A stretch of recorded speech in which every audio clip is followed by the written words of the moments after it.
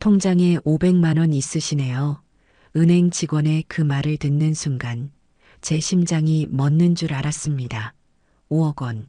남편이 30년간 모은 유산 2억. 그리고 제가 35년간 새벽 4시에 일어나 백반 한 그릇 한 그릇 팔아 모은 3억. 단 1년 만에 500만 원이 됐습니다. 믿을 수 있나요? 0.1%만 남은 거예요. 제가 뭘 잘못했냐고요. 저는 그저 큰딸의 꿈을 믿어줬을 뿐입니다. 엄마 1억 8천만 원만 빌려줘. 꼭 성공할게. 43살. 딸아이가 처음으로 저를 찾아와 눈물로 부탁했을 때 저는 일주일을 고민했어요. 시장 친구들한테도 물어봤고 사업 계획서도 꼼꼼히 봤습니다. 나는 절대 함부로 주지 않아. 그렇게 생각했어요. 그런데 그게 시작이었습니다.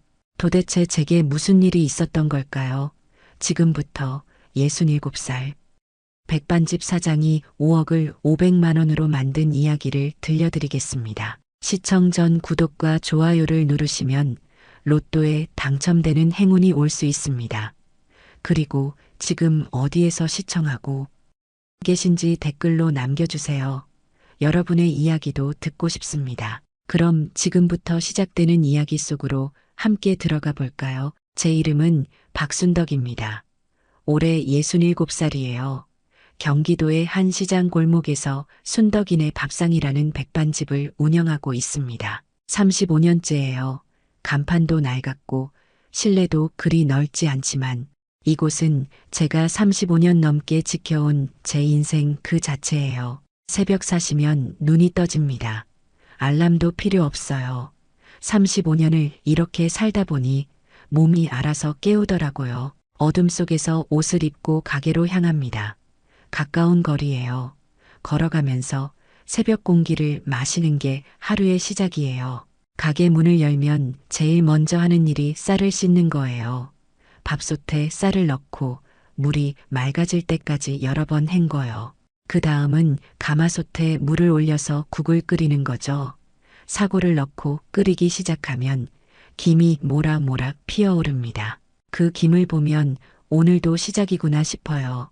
새벽부터 반찬을 준비합니다. 나물 몇 가지, 김치, 계란찜, 매일 아침 새로 만들어요. 손님들이 순덕이네는 반찬이 맛있어라고 하시는 이유는 매일 아침 새로 만들기 때문입니다. 전날 남은 반찬은 절대 안 내요. 그게 제 원칙이에요. 6시가 되면 가게 문을 엽니다.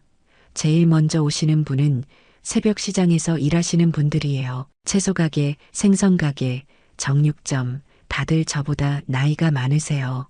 하지만 여전히 새벽부터 일을 하시죠. 박 사장, 오늘도 일찍 나왔네. 뭐 하루 이틀인가요? 할아버지는 어제 장사 잘 되셨어요. 그럭저럭이지. 오늘도 백반 하나 부탁해. 네, 금방 갖다 드릴게요. 이런 소소한 대화가 매일 반복됩니다. 오래 보던 단골 손님들이에요. 이분들 얼굴 보는 게 제 하루의 작은 기쁨이에요. 아침부터 손님들이 오시고 점심때는 더 바빠집니다. 인근 직장인들이랑 시장 상인들이 주로 오시죠. 이때가 가장 정신없어요.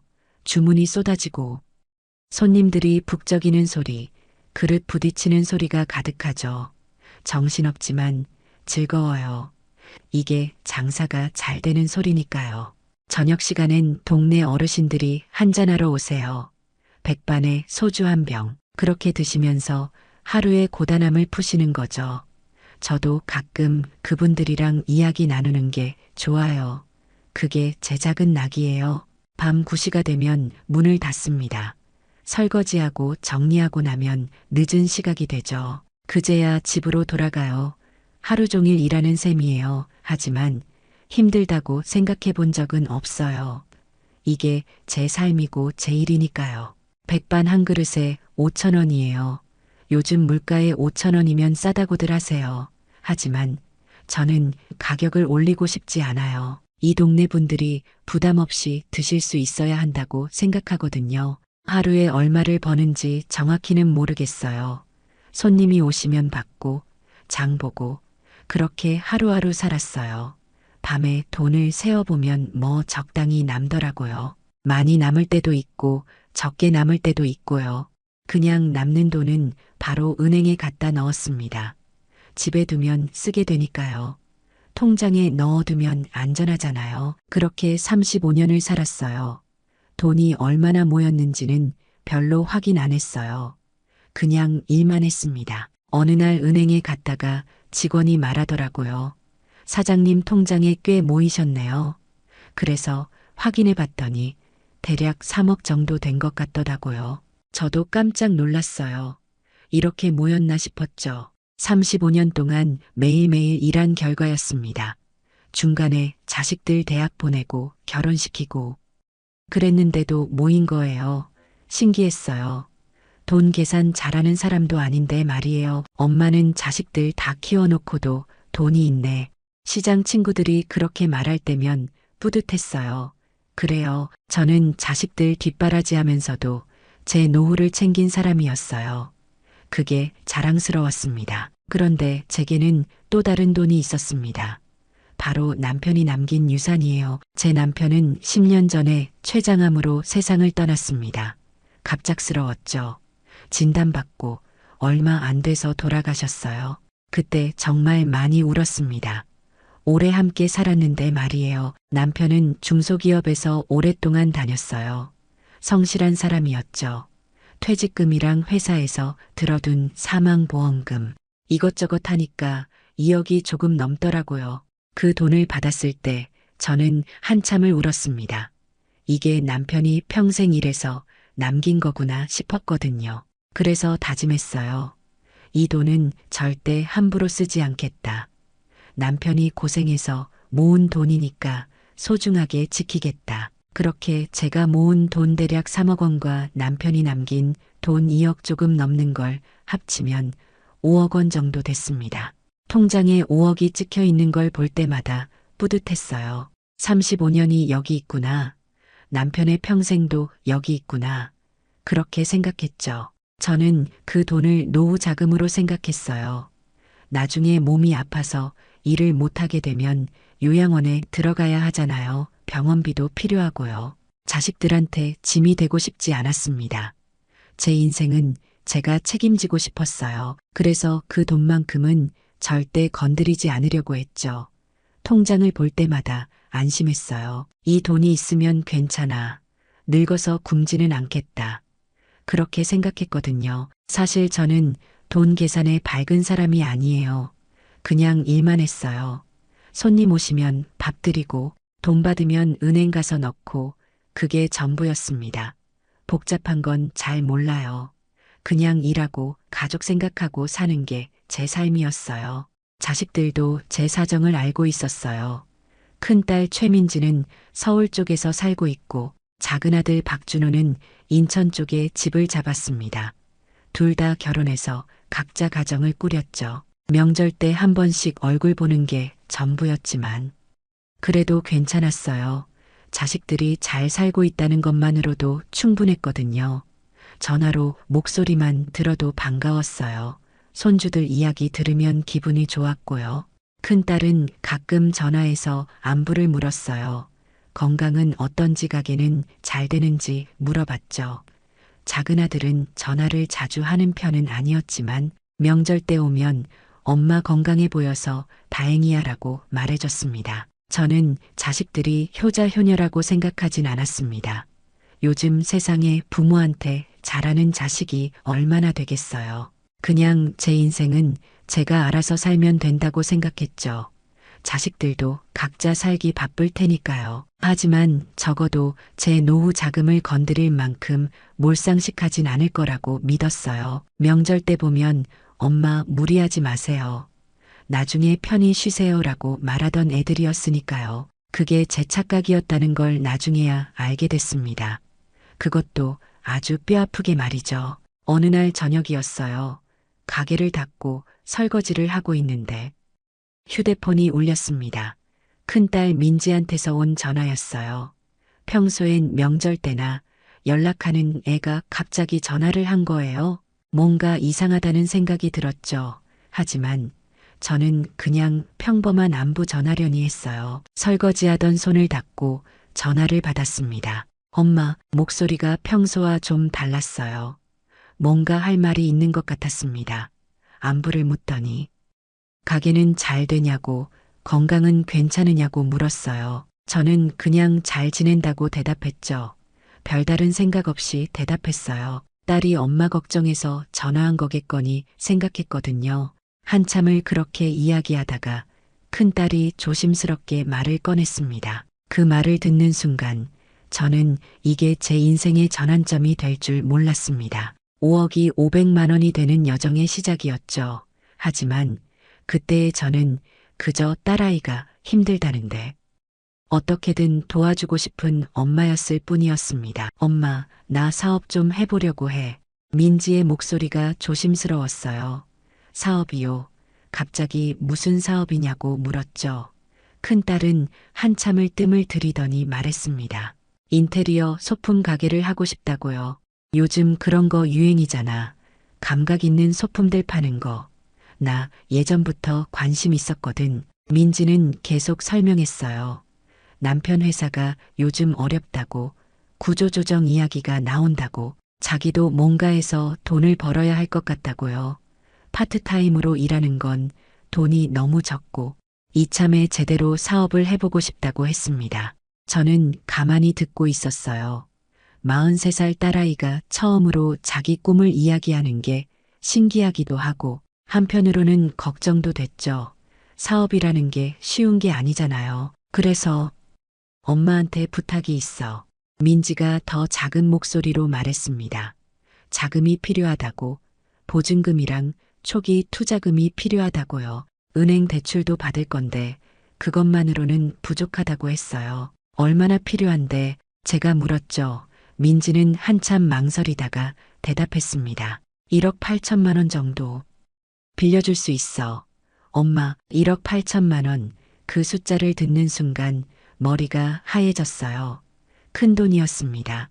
제가 몇 년을 모아야 하는 돈이에요. 아니, 정확히는 잘 모르겠지만 엄청 큰 돈이라는 건 알았어요. 민지야, 그건 너무 큰 돈이야. 제가 말했습니다. 그 돈은 엄마 노후 자금이라고 함부로 쓸 수 없다고 했죠. 민지는 알고 있다고 했어요. 그래서 고민했다고 하지만 엄마 아니면 도와줄 사람이 없다고 했습니다. 은행에서는 대출을 더 이상 안 해줘. 시댁에서는 반대하고 친구들한테 손 벌릴 수도 없잖아. 엄마밖에 없어. 민지의 목소리가 울먹이기 시작했어요. 자기도 40대 중반인데 이제라도 뭔가 해보고 싶다고 남편만 믿고 살다가 회사 잘리면 어쩌냐고 애들 대학 등록금도 걱정인데 말이에요. 그 말을 듣는 순간 가슴이 아팠어요. 제 딸이 힘들어하는데 엄마가 모른 척 할 수 있나요? 하지만 1억 8천만 원은 정말 큰 돈이었어요. 민지야, 엄마가 생각 좀 해볼게. 그렇게 말하고 전화를 끊었습니다. 그날 밤 잠을 잘 수가 없었어요. 1억 8천만 원, 5억 중에 3분의 1이 넘는 돈이에요. 그걸 준다는 게 맞는 걸까요? 다음 날도 그 다음 날도 계속 생각했습니다. 가게 일하면서도 머릿속에서 그 숫자가 떠나지 않았어요. 설거지하면서도 국 끓이면서도 계속 생각했죠. 일주일쯤 지났을 때 시장 친구 미숙이한테 물어봤어요. 미숙이는 시장에서 떡볶이 장사하는 친구예요. 저랑 나이도 비슷하고 오래 알고 지낸 사이죠. 미숙아, 나 좀 물어볼 게 있어. 가게 문 닫고 나서 미숙이 가게로 갔습니다. 소주 한 병 사들고 갔죠. 미숙이는 반갑게 맞아줬어요. 테이블에 앉아서 소주 한 잔 마시고 나서 말했습니다. 큰딸이 사업한다고 1억 8천만 원 빌려달래. 미숙이가 소주잔을 놓으며 물었어요. 1억 8천. 큰 돈인데 무슨 사업인데 인테리어 소품 가게라고 했더니 미숙이가 고개를 저었습니다. 순덕아, 그거 요즘 많이 망해. 경쟁이 너무 심해서. 하지만 딸이 너무 간절해한다고 남편 회사도 어렵고 돈 벌어야 한다고 말했더니 미숙이는 한숨을 쉬었어요. 그래도 1억 8천은 너무 큰 돈 아니냐. 내 노후 자금 아니야. 그거 맞는 말이었어요. 제 노후 자금이 맞았습니다. 하지만 딸이 엄마밖에 없다고 하는데 어떡하냐고 했더니 미숙이는 술잔만 기울였어요. 내가 알아서 해야지. 난 뭐라 못하겠다. 집으로 돌아오는 길에 계속 생각했습니다. 미숙이 말이 맞아요. 너무 큰 돈이에요. 하지만 딸 생각을 하니 마음이 약해졌어요. 며칠 뒤 민지한테서 카톡이 왔어요. 사업 계획서를 보내왔더라고요. 어떤 물건을 팔 건지, 어디에 가게를 낼 건지, 얼마나 벌 수 있는지 다 적혀 있었어요. 솔직히 저는 그런 거 잘 몰라요. 그냥 숫자들이 빼곡하게 적혀 있더라고요. 하지만 딸이 이렇게 준비했다는 게 대단해 보였어요. 대충 하는 게 아니구나 싶었죠. 민지가 이렇게까지 준비했네. 혼자 중얼거리면서 계획서를 봤습니다. 솔직히 이해는 잘 안 됐어요. 그냥 딸이 열심히 준비했다는 것만 알 수 있었죠. 그날 밤 통장을 꺼내봤어요. 5억 237만 원. 여기서 1억 8천을 빼면 3억 237만 원이 남네요. 그래도 3억은 남아요. 나쁘지 않을 것 같았어요. 딸 인생 한번 걸어볼 만하지 않을까 스스로에게 물어봤습니다. 43살이면 이제 마지막 기회일 수도 있잖아요. 자식 꿈을 엄마가 도와주는 게 나쁜 건 아니잖아요. 이번 한 번만 도와주자. 그렇게 마음을 정했습니다. 다음 날 민지한테 전화했어요. 민지야, 엄마가 도와줄게. 민지는 전화기 너머로 울기 시작했습니다. 엄마 고마워. 정말 고마워. 엄마 은혜. 평생 못 잊을게. 꼭 성공해서 갚을게. 그 말을 들으니 뿌듯했어요. 제 딸이 성공하는 모습을 보면 좋겠다는 생각이 들었죠. 며칠 뒤 은행에 갔습니다. 1억 8천만 원을 민지 통장으로 보냈어요. 손이 떨렸습니다. 이렇게 큰 돈을 한 번에 보낸 건 처음이었거든요. 정말 보내시는 거 맞으시죠? 은행 직원이 확인했어요. 네, 맞다고 대답했습니다. 확인 버튼을 누르는 순간 가슴이 두근거렸어요. 통장 잔액이 5억에서 3억 2천만 원으로 줄었습니다. 화면에 찍힌 숫자를 보니까 마음이 무거웠어요. 1억 8천만 원이 빠져나간 게 실감났죠. 하지만 자식을 위한 일이니까 괜찮다고 스스로를 위로했습니다. 민지가 가게를 잘 운영하면 좋겠다고 생각했어요. 성공하면 좋고 설령 안 되더라도 딸이 도전해봤다는 게 의미 있을 거라고 믿었죠. 그때의 저는 몰랐습니다. 이게 끝이 아니라 시작이라는 거려. 1억 8천만 원이 마지막이 아니라는 거려. 3개월쯤 지났을 때였어요. 민지한테서 전화가 왔습니다. 가게는 오픈했는데 생각보다 돈이 더 든다고요. 인테리어를 좀 더 해야 손님들이 올 것 같다고 했어요. 얼마나 더 필요한데 민지는 조심스럽게 대답했습니다. 5천만 원만 더 빌려달라고요. 저는 당황했어요. 민지야, 엄마가 벌써 1억 8천을 줬잖아. 그렇게 말했더니 민지가 울먹였어요.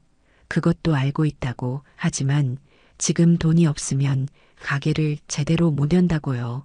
이미 1억 8천을 썼는데 여기서 멈추면 그 돈이 다 물거품이 된다고 했습니다. 그 말에 머리가 복잡해졌어요. 이미 1억 8천을 줬는데 5천만 원 때문에 가게를 못 열면 1억 8천이 아까워지는 거잖아요. 며칠을 고민했습니다. 미숙이한테도 물어봤어요. 또 달라고 하네. 미숙이는 걱정스러운 얼굴이었어요. 순덕아, 이거 끝이 보이냐. 하지만 이미 준 돈이 아깝잖아요. 결국 또 보냈습니다. 5천만 원. 통장이 2억 7천만 원이 됐어요. 불안했지만 이제 진짜 마지막이라고 생각했죠. 한 달쯤 뒤 이번엔 작은 아들 준호한테서 전화가 왔어요. 평소엔 연락 잘 안 하는 애가 갑자기 전화를 했습니다. 엄마, 나 좋은 정보 하나 있어. 주식 이야기를 하더라고요. 회사 선배가 확실한 정보를 줬는데 3개월 안에 2배로 만들 수 있다고요. 5천만 원만 빌려줘. 2배로 만들어서 갚을게. 5천만 원, 또 5천만 원이에요. 제가 머뭇거리자 준호가 말했습니다. 정말 확실한 거라고. 선배가 이미 돈 벌었다고요. 준호야, 엄마가 누나한테 벌써 많이 줬어. 준호는 모르고 있었어요. 얼마 줬냐고 물어서 말해줬더니 놀라더라고요. 하지만 자기 건 다르다고, 투자는 확실하다고 했습니다. 엄마, 손주들 생각해봐. 애들 학원비도 밀렸어. 돈 벌면 다 갚을게. 손주 이야기를 하니 마음이 약해졌어요. 초등학교 다니는 손주들 얼굴이 떠올랐죠. 결국 또 보냈습니다. 5천만 원. 통장이 2억 2천만 원이 됐어요. 5억에서 거의 절반이 빠져나간 거예요. 그제야 정신이 번쩍 들었습니다. 그날 밤 작은 노트를 꺼냈어요. 계산을 해봤습니다. 민지한테 1억 8천 더하기 5천, 준호한테 5천, 합계 2억 8천만 원이 나갔네요. 이렇게 많이 나갔나 혼자 중얼거렸어요. 손이 떨렸습니다. 5억 중에 2억 8천이 빠져나간 거예요. 반 이상 사라진 거죠. 미숙이한테 전화했습니다. 미숙아, 나 지금 너무 불안해. 미숙이는 한숨을 쉬었어요. 그러게 내가 뭘 했어. 끝이 없다니까. 이제 정말 안 줄 거야. 끝이야. 그렇게 다짐했습니다. 하지만 마음 한편으로는 불안했어요. 자식들이 또 전화하면 어쩌지? 거절할 수 있을까? 밤에 통장을 보며 계속 생각했습니다. 2억 2천만 원. 아직 많이 남았어요. 하지만 계속 이렇게 빠져나가면 어떡하죠? 이제 그만. 더 이상은 안 돼. 스스로에게 말했습니다. 하지만 자식들 목소리가 자꾸 떠올랐어요. 엄마밖에 없어. 손주들 생각해봐. 그 말들이 계속 맴돌았죠. 그날부터 전화벨 소리가 무서워졌습니다. 휴대폰이 울릴 때마다 가슴이 두근거렸어요. 또 돈 달라는 전화가 아닐까 싶었죠. 미숙이가 말했어요. 순떡아, 너 요즘 얼굴이 안 좋아. 맞아요. 잠도 잘 못 자고 있었어요. 밤마다 통장 잔액만 확인했죠. 괜찮아. 이제 안 줄 거니까. 그렇게 대답했지만 확신은 없었습니다. 과연 거절할 수 있을까요? 자식이 또 간절하게 부탁하면 말이에요. 2달쯤 지났을 때였어요. 밤 10시쯤 민지한테서 급한 전화가 왔습니다. 목소리가 다급했어요. 엄마, 큰일 났어. 남편이 공사장에서 다쳤어. 재훈이가 공사장에서 떨어졌대요. 병원 응급실에 있는데 수술을 해야 한댔습니다. 급히 수술비를 내야 하는데 돈이 없다고요. 얼마나 필요한데 3천만 원이요. 지금 당장 입금해야 수술 들어간대요. 3천만 원 급한 거라면 어쩔 수 없죠. 사위가 다쳤는데 엄마가 모른 척할 수 없잖아요. 알았어. 엄마가 보낼게. 그런데 민지가 말했어요. 지금 핸드폰 배터리가 다 떨어진다고 병원에서 충전할 데가 없다고요. 엄마 핸드폰으로 이체해달라고 했습니다. 그런데 엄마, 저 통장 번호 모르겠어요. 엄마 핸드폰으로 제 통장 찾아서 보내주시면 안 돼요. 저는 당황했어요. 핸드폰으로 이체를 해본 적이 별로 없거든요. 가끔 은행 앱으로 잔액 확인만 했지. 이체는 잘 안 해봤어요. 민지야, 엄마 그거 잘 모르는데 엄마 지금 급해요. 제가 알려드릴게요. 따라만 하시면 돼요. 민지가 급하게 말했습니다. 재훈이가 위험하다고, 빨리 수술 들어가야 한다고요. 저는 어쩔 수 없이 민지 말대로 했어요. 은행 앱 누르세요. 그 다음에 이체 누르고요. 민지가 하나하나 알려줬어요. 저는 그대로 따라했습니다. 그런데 공동인증서를 입력하래요. 공동인증서가 뭐야? 엄마, 비밀번호요. 엄마 은행 비밀번호 넣으시면 돼요. 저는 비밀번호를 넣었어요. 그런데 또 뭔가를 입력하래요. 민지가 계속 알려줬습니다. 거기 숫자 누르시고 확인 버튼 누르세요. 정신없이 따라했어요. 급한 상황이니까요. 재훈이가 다쳤는데 빨리 보내야죠. 됐어. 엄마 입금 확인했어요. 고마워요. 민지는 급하게 전화를 끊었습니다. 저는 한참을 그대로 서 있었어요. 손이 떨렸습니다. 정신없이 이체를 한 거예요. 통장을 확인해 봤더니 1억 9천만 원이 남았네요. 3천만 원이 빠져나갔어요. 하지만 어쩔 수 없었죠. 사위가 다쳤는데요. 다음 날 민지한테 전화했습니다. 재훈이는 괜찮냐고, 수술은 잘 됐냐고 물었어요. 네, 엄마 덕분에 수술 잘 끝났어요. 정말 고마워요. 민지는 감사하다고 했습니다. 다행이에요. 사위가 무사해서요. 돈은 나중 문제고 사람이 먼저잖아요. 그때는 몰랐습니다. 그날 제가 알려준 공동인증서가 문제가 될 줄은요. 민지가 그 정보를 어딘가에 적어뒀을 거라는 생각은 하지 못했어요. 급한 상황이었으니까요. 가족이 위급한데 다른 생각을 할 겨를이 없었죠. 그저 빨리 돈을 보내야 한다는 생각뿐이었어요. 통장 잔액 1억 9천만 원을 보며 한숨을 쉬었습니다. 5억에서 벌써 3억이 넘게 나갔어요. 반 이상 사라진 거예요. 이제 정말 조심해야겠다. 혼자 중얼거렸습니다. 더 이상 빠져나가면 안 돼요. 하지만 그때의 저는 몰랐습니다. 진짜 문제는 지금부터 시작이라는 거요. 2달쯤 지났을 때 또 민지한테서 전화가 왔습니다. 목소리가 불안했어요. 엄마, 급한 일이 생겼어. 빚 독촉장이 왔어. 무슨 빚이냐고 물었더니 가게 운영하면서 카드값이 밀렸대요. 당장 갚지 않으면 소송당한다고 했습니다.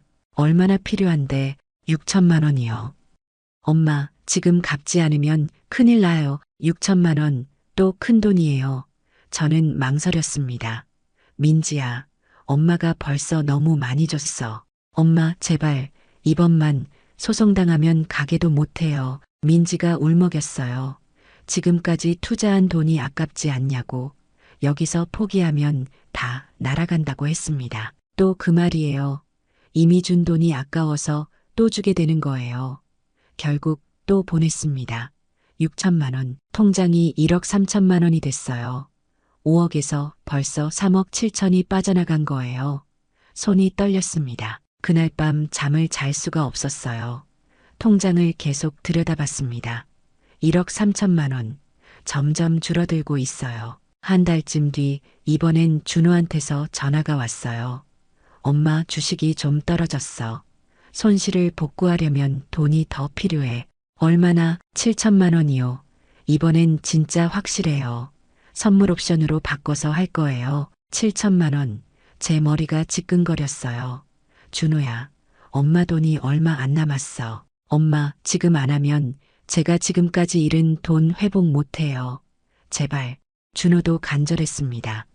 이미 5천만 원 줬는데 그게 다 손실 났다고. 이번에 복구하면 다 갚겠다고요. 똑같은 패턴이에요. 이미 준 돈 생각하면 또 줘야 할 것 같았어요.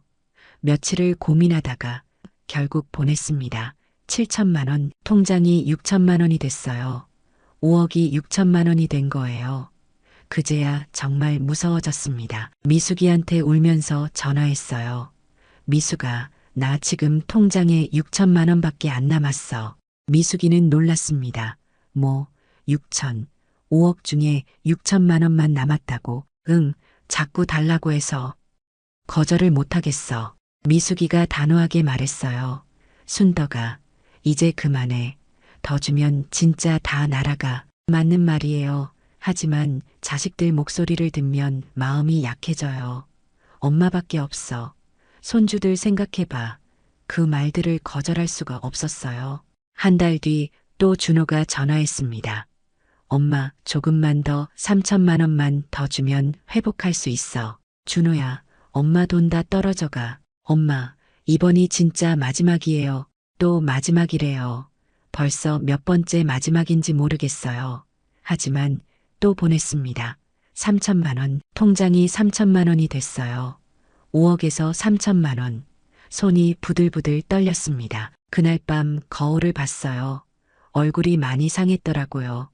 뺨이 쏙 들어가고 눈밑이 시커멓게 됐어요. 잠을 못 자서 그래요. 매일 밤 악몽을 꿨습니다. 통장 잔액이 계속 줄어드는 꿈이었어요. 5억, 3억, 1억, 1천만 원, 영원 숫자가 계속 줄어들었죠. 미숙이가 말했어요. 순떡아, 너 요즘 너무 야위었어. 제대로 먹고 다녀. 먹을 수가 없었어요. 입맛이 없었습니다. 가게 일하면서도 계속 통장 생각만 났어요. 3천만 원밖에 안 남았어. 어떡하지? 혼자 중얼거렸습니다. 5억이 3천만 원이 된 거예요. 믿기지가 않았어요. 노트를 꺼내서 계산해 봤습니다. 민지한테 간 돈, 준호한테 간 돈, 합계를 내봤어요. 손이 떨려서 제대로 쓸 수가 없었죠. 대략 계산해봐도 4억 5천만 원 정도 나간 것 같았어요. 거의 다 빠져나간 거예요. 이제 정말 끝이야. 더 이상은 못 줘. 스스로에게 다짐했습니다. 하지만 자식들이 또 전화하면 어쩌죠? 거절할 수 있을까요? 밤마다 전화가 올까봐 무서웠어요. 휴대폰 소리만 들려도 가슴이 철렁했습니다. 또 돈 달라는 전화일까봐요. 그렇게 불안한 날들이 계속됐습니다.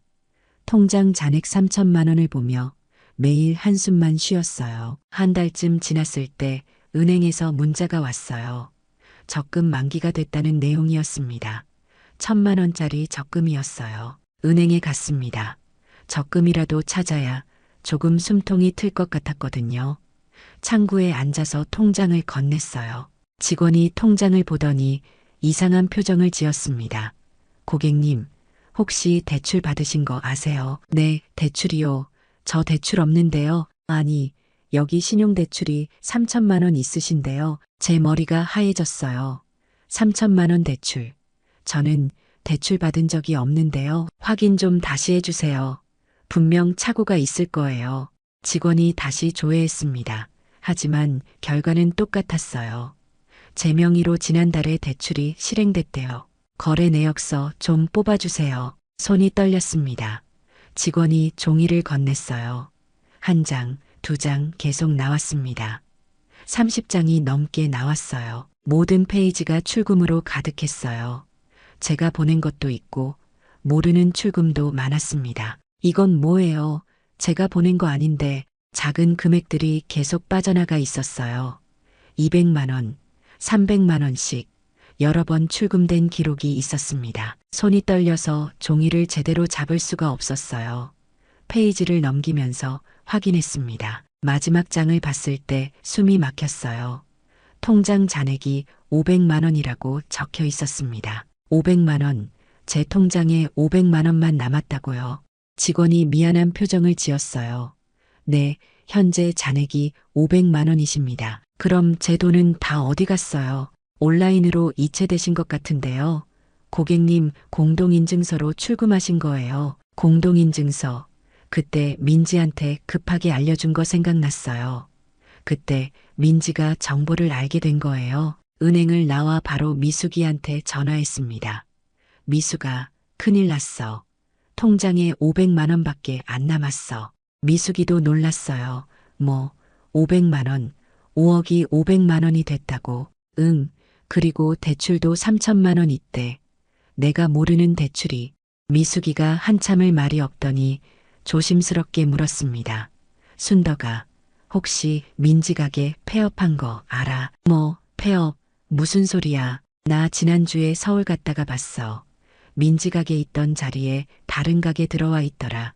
벌써 몇 달 된 것 같던데 제 머리가 하얘졌습니다. 가게가 폐업했다고요. 그럼 민지는 그동안 뭐 했던 거예요? 몇 달 전이라고. 응, 적어도 3개월은 된 것 같아. 3개월 전이면 그때 민지가 돈 달라고 할 때예요. 가게 운영비 필요하다고 했을 때요. 그럼 거짓말을 한 거예요. 가게는 이미 문 닫았는데 운영비 명목으로 돈을 받아간 거죠. 그날 밤 집에 돌아와서 주저앉았습니다. 5억이 500만 원이 됐어요. 0.1%만 남은 거예요. 거래 내역서를 다시 펼쳐봤습니다. 30장의 종이를 하나하나 봤어요. 제가 보낸 돈, 몰래 빠져나간 돈, 내 평생이 500만 원이 된대. 혼자 중얼거렸습니다. 35년이 500만 원, 남편의 30년도 500만 원. 눈물이 났어요. 다음 날 두 자식한테 전화했습니다. 이번 주말에 엄마 집으로 와 할 이야기가 있어. 목소리를 단호하게 했어요. 민지가 바쁘다고 했지만 제가 강하게 말했습니다. 반드시 와야 해. 안 오면 2번 다시 엄마 얼굴 보지 마. 준호한테도 똑같이 전화했어요. 이번 주말에 집에 와. 아들도 핑계를 대려고 했지만 저는 단호했습니다. 토요일 오후 민지가 먼저 도착했어요. 혼자 왔더라고요. 얼굴이 많이 상해 있었습니다. 불안한 표정이었어요. 1시간쯤 뒤에 준호가 왔습니다. 아들도 혼자 왔어요. 표정이 어두웠습니다. 세 사람이 거실에 앉았어요.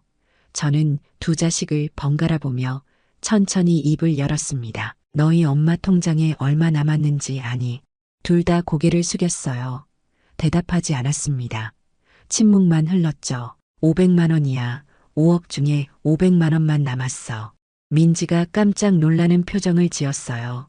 준호는 벽을 쳐다봤습니다. 그리고 엄마 명의로 대출 3천만 원이 있더라. 엄마가 받은 대출 아니야. 제가 은행 거래 내역서를 테이블에 펼쳐 놓았습니다. 30장의 종이가 쌓였어요. 여기 다 기록돼 있어. 누구한테 얼마 나갔는지. 민지가 고개를 들지 못했어요. 준호는 손을 떨고 있었습니다. 민지야, 내가 가져간 돈이 얼마니? 민지가 작은 목소리로 대답했어요. 잘 모르겠어요. 3억 2천만 원이야. 여기 전부 기록돼 있어. 민지의 눈에서 눈물이 흘러내렸습니다. 엄마 미안해요. 미안하다고 끝날 일이니 내 가게 3개월 전에 폐업했다며. 민지가 울기 시작했어요. 엄마가 어떻게 알았어요? 그럼 그동안 가게 운영비 명목으로 받은 돈은 뭐 한 거야? 빚 갚는 데 썼어요. 민지가 울먹이며 말했습니다. 가게 문 닫고 나서 카드값이랑 대출 때문에 빚쟁이들한테 전화가 매일 왔다고. 그래서 엄마한테 거짓말하고 돈을 받아서 빚을 갚았다고요. 그럼 엄마가 준 돈 전부 빚 갚는 데 쓴 거니? 네. 한 푼도 안 남았어요. 제 손이 떨렸습니다. 3억 2천만 원이 전부 딸의 빚 갚는데 사라진 거예요. 준호를 봤습니다. 너는 얼마 가져갔니? 준호가 입술을 깨물었어요. 1억 7,500만 원쯤요. 그 돈 다 어디 갔어? 주식이랑 선물 옵션. 다 잃었어요. 준호도 울기 시작했습니다. 처음엔 돈 벌어서 갚으려고 했다고. 그런데 욕심을 부렸다고. 결국 전부 날렸다고요. 지금 그 돈 하나도 없는 거니? 네, 한 푼도 없어요. 오히려 빚이 더 늘었어요. 제 머릿속이 하얘졌습니다. 민지는 아직도 빚이 남았고 준호는 빚이 더 늘었대요. 민지야, 빚이 얼마나 남았니? 6,800만 원이요. 준호야, 너는 5천만 원 더 빚이 생겼어요. 두 자식 합쳐서 빚이 1억 1,800만 원이 남은 거예요. 엄마가 준 돈으로도 빚을 다 못 갚은 거죠. 너희는 엄마 돈을 갚을 생각이 있니? 둘 다 대답하지 못했어요. 침묵만 흘렀습니다. 언제 갚을 수 있을 것 같니? 민지가 조심스럽게 말했어요. 지금은. 형편이 안 돼요. 준호도 똑같이 말했습니다. 여유가 없어요. 그럼 갚을 생각이 없다는 거니? 둘 다 고개를 숙였어요. 대답이 없는 게 대답이었습니다. 너희가 가져간 돈이 무슨 돈인지 아니? 엄마가 35년 동안 새벽 4시에 일어나서 밤까지 일해서 모은 돈이야. 아빠가 30년 동안 고생해서 남긴 돈이야. 제 목소리가 떨렸어요. 그 돈이 엄마 노후 자금이었어. 늙어서 아프면 병원 가야 하고 일 못하면 요양원 가야 하는데 그 돈 없이는 엄마가 살 수 없어. 민지가 바닥에 엎드렸습니다. 엄마 정말 미안해요. 준호도 무릎을 꿇었어요. 하지만 저는 차갑게 말했습니다. 미안하다고 돈이 돌아오니, 무릎 꿇는다고 엄마 인생이 돌아오니. 엄마, 지킨 게 이 정도야. 5억 중에 500만 원, 0.1%야. 내 35년이 500만 원이야. 민지와 준호가 울고 있었습니다. 하지만 저는 더 이상 눈물이 나지 않았어요. 너희는 엄마를 뭐라고 생각한 거니? 돈 뽑는 기계니? 민지가 고개를 흔들었어요. 아니에요. 엄마는 엄마예요. 그럼 왜 이렇게 한 거야? 대답이 없었습니다. 그날 대화는 거기서 끝났어요. 더 이상 할 말이 없었습니다. 두 자식은 그날 밤 제 집에서 잤지만 저는 한숨도 자지 못했어요. 다음 날 아침 둘은 각자 집으로 돌아갔습니다. 떠나면서 또 미안하다고 했지만 저는 대답하지 않았어요. 혼자 남아서 생각했습니다. 이제 어떻게 살아야 할까요? 자식들이 돌아간 후 일주일 동안 아무것도 하지 못했어요. 가게도 제대로 열지 않았습니다. 미숙이가 찾아왔어요. 순덕아, 이러고 있을 때가 아니야. 정신 차려. 맞는 말이에요. 하지만 힘이 없었습니다. 미숙아, 나 이제 어떻게 살아? 일단 일해야지. 가게라도 열어. 미숙이가 손을 잡아줬습니다. 그날부터 다시 가게를 열었어요. 통장을 정리했습니다. 500만 원, 거기에 대출빚 3천만 원, 실제로는 마이너스 2,500만 원이에요. 은행에 가서 공동인증서를 다시 설정했습니다. 비밀번호를 완전히 바꿨어요. 이제 자식들이 제 돈을 못 건드려요. 복지관에서 연락이 왔습니다. 노인 일자리 사업이 있다고 공원 청소일인데 한 달에 60만 원을 준대요. 신청했습니다. 67살에 공원 청소를 한다는 게 슬프긴 했지만 어쩔 수 없었어요. 월요일부터 시작했습니다. 새벽 5시 30분에 일어나서 공원으로 갔어요. 어두운 새벽이었습니다. 공원에 도착하니 저처럼 나이 드신 분들이 모여 있었어요. 다들 비슷한 처지인 것 같았습니다. 조끼를 입고 장갑을 끼고 빗자루를 들었어요. 공원을 돌며 낙엽을 쓸었습니다. 허리가 아팠어요. 손도 시렸고요. 하지만 멈출 수 없었습니다. 60만 원이 필요하니까요. 9시에 일이 끝나고 바로 가게로 갔습니다. 10시부터 가게 문을 열었어요. 밤 9시까지 일했죠. 이제 제 하루는 새벽 5시 30분부터 밤 9시까지예요. 쉬는 시간 없이 일만 합니다. 힘들지만 버텨야 해요. 공원 청소로 60만 원, 가게로 한 달에 80만 원에서 100만 원 정도 남으니까 합쳐서 150만 원 정도 벌 수 있어요. 거기서 생활비 쓰고 나면 한 달에 50만 원 정도 저축할 수 있습니다. 대출 이자 갚고 나면 거의 남는 게 없지만요. 10년이면 빚 갚고 500만 원 정도 더 모을 수 있어. 스스로에게 말했습니다. 77살에 빚 다 갚고 1,000만 원 정도 모을 수 있겠네요. 자식들과는 연락을 끊었습니다. 전화가 와도 받지 않았어요. 번호 차단은 안 했지만 받지 않는 거예요. 미숙이가 물었어요. 완전히 연 끊을 거야. 아니, 그냥 거리를 두는 거야. 자식은 자식이니까. 하지만 먼저 연락하지는 않을 거예요. 제가 할 수 있는 건 다 했으니까요. 어제 새벽 공원에서 빗자루를 들고 서 있었습니다. 어두운 새벽이었어요. 하늘을 올려다봤죠. 500만 원, 적은 돈 아니야. 백반 1,000그릇 값이야. 한 달치 수입이야. 혼자 중얼거렸습니다. 5억을 35년 동안 모았으니까 500만 원은 다시 모을 수 있어. 낙엽을 쓸기 시작했습니다. 허리는 아프지만 빗자루를 놓을 수 없었어요. 오늘도 시작이다. 그렇게 말하며 오늘도 일합니다. 67살이지만 멈출 수 없어요. 제 인생은 제가 책임져야 하니까요. 5억이 500만 원이 됐지만 이 500만 원으로 다시 시작합니다. 자식들한테 의지하지 않고 제 힘으로 살아갈 거예요. 새벽 공원은 쓸쓸했지만 저는 빗자루를 들고 앞으로 나아갑니다. 오늘도 내일도 모레도 우리의 이 사연이 마음에 남았다면 좋아요를 눌러주세요. 그리고 소중한 사람들과 함께 이 이야기를 나눠주시길 바랍니다. 여러분의 한마디가 누군가에겐 큰 위로가 될 수 있습니다. 영상이 마음에 드셨다면 구독과 좋아요, 응원 부탁드립니다. 감사합니다.